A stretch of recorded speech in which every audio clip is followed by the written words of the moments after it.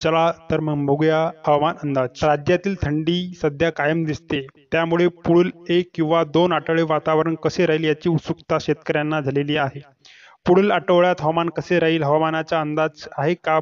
February आणि मार्च महिन्यातील हवामान अंदाज कसे राहू शकते, याविषयी आज आपण जाणून घेऊया. आजपासून पुढील आठवड्यातील म्हणजे 1 फेब्रुवारीपर्यंत महाराष्ट्रात थंडी जाणवणार आहे.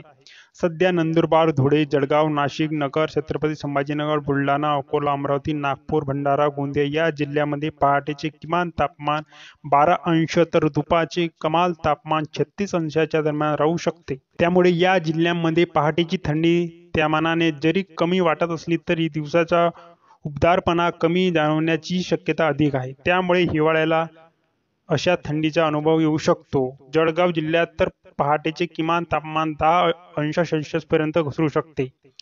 मुंबईसह कोकण व उर्वरित महाराष्ट्रातील 24 जिल्ह्यात मात्र पहाटेचे किमान तापमान 14 अंश तर दुपारचे तापमान किमान 28 ते 30 अंश म्हणजे सरासरी इतके राहू शकते. या आठवड्यादरम्यान महाराष्ट्रात थंडीच्या लाटाची शक्यता मात्र जाणवणार नाही. सध्या आयओडी तटस्थते तर MJO देशाच्या महासागरीय क्षेत्राच्या बाहेर पडली आहे. पावसासाठीची पूरकता त्यामुळे या आठवड्यात वजाबाकीत म्हणजे कमी झाला आहे. विदर्भ वगळता उर्वरित संपूर्ण महाराष्ट्रात पुढील आठवड्यात म्हणजे गुरुवार 1 फेब्रुवारीपर्यंत पावसाची शक्यताही जाणवणार नाही.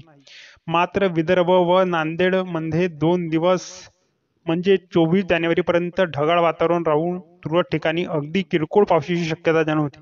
त्यामुळे 2 दिवसाच्या कालावधीतील तेथील थंडी कदाचित घालवली जाईल. परंतु गुरुवारी 25 जानेवारीपासून पुन्हा सध्या पडत असलेल्या थंडीसारखी थंडी पूर्वत होण्याची शक्यता आहे. हे होते हवामान अंदाज.